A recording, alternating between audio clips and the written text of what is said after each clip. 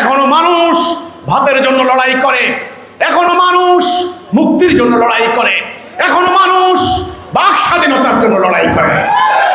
আমি বলেছি সরকারকে, যদি আগামী দিন বাংলাদেশের অস্তিত্ব রক্ষা করতে হয়, সার্বভৌমত্ব রক্ষা করতে হয়, বাংলাদেশকে যদি বিশ্বের বুকে একটি স্বাধীন জাতি হিসেবে মাথা উঁচু করে থাকতে হয়, তাহলে এখনই কিছু গুরুতর সিদ্ধান্ত নিতে হবে, কিছু গুরুতর সিদ্ধান্ত নিতে হবে।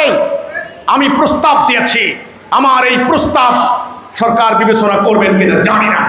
গত ইন্টারিম যখন ক্ষমতায় আসলেন ডক্টর ইউনূসের নেতৃত্বে, তখন তারা সিদ্ধান্ত নিলেন সংস্কার করবেন। সংস্কার না করলে বিদ্যমান রাজনৈতিক ব্যবস্থায় স্বৈরাচার সৃষ্টি হয়, কাজেই স্বৈরাচার হওয়ার রাস্তা বন্ধ করতে হবে। এই জন্য তারা সংস্কার প্রস্তাব নিলেন। ডক্টর আলী রিয়াজকে ডেকে আনলেন ইলিনয় বিশ্ববিদ্যালয় থেকে, তিনি সংস্কার কমিশন করলেন।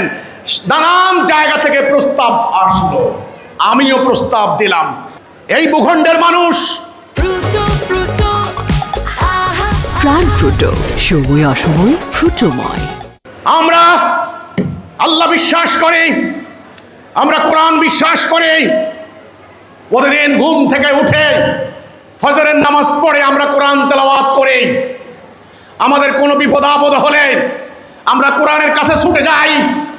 এই কোরআনের প্রতি মহব্বত। কেউ যদি কোরআনকে গালি দেয়, কেউ যদি কোরআনকে অবমাননা করে, আমরা নিজের জীবন দিয়ে দেই।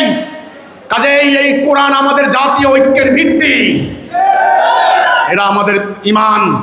আমরা বলেছি সরকারকে, গত ইন্টারিমকে, আমাদের সংস্কার প্রস্তাব যে রাষ্ট্রে শান্তি আনতে পারবেন না, অর্থ লুণ্ঠন, অর্থ পাচার বন্ধ করতে পারবেন না, অপরাজনীতি বন্ধ করতে পারবেন না, অফিস আদালতে সুদ ঘুষ বন্ধ করতে পারবেন না। আপনারা অ্যান্টি ডিসক্রিমিনেশন আন্দোলন করেছে স্টুডেন্টরা, আমরা বলেছি বৈষম্য দূর করতে পারবে না।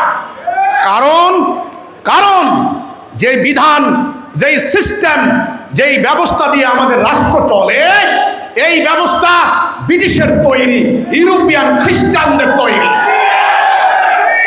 গত 80 বছর থেকে পাকিস্তান যখন হলো 23 বছর, এই ব্যবস্থা, এই সুদভিত্তিক অর্থনীতি, আদালতে ওদের দেওয়া বিচার ব্যবস্থা, এই শিক্ষানীতি 23 বছর পাকিস্তানকে শান্তি দেয় নাই একদিনও। 71 সালে দেশ স্বাধীন হওয়ার পর আজকে 54 বছর হয়ে গিয়েছেন। একটা দিনের জন্য আপনারা স্বস্তি পেয়েছেন, শান্তি পেয়েছেন? সেই গ্যারান্টি এখনো আছে? আমরা বলেছি গত ইন্টারিমকে, আমরা সংবাদ সম্মেলন করে সারা বাংলাদেশে সাংবাদিকদের মাধ্যমে জানিয়ে দিয়েছি।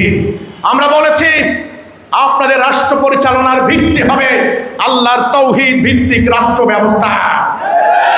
রাষ্ট্র পরিচালনার ভিত্তি হবে আল্লাহর তৌহিদ। কার? আল্লাহর তৌহিদ। কার হুকুম? আল্লাহর হুকুম। আমরা বলেছি আল্লাহর হুকুম দিয়ে রাষ্ট্র পরিচালনা করেন।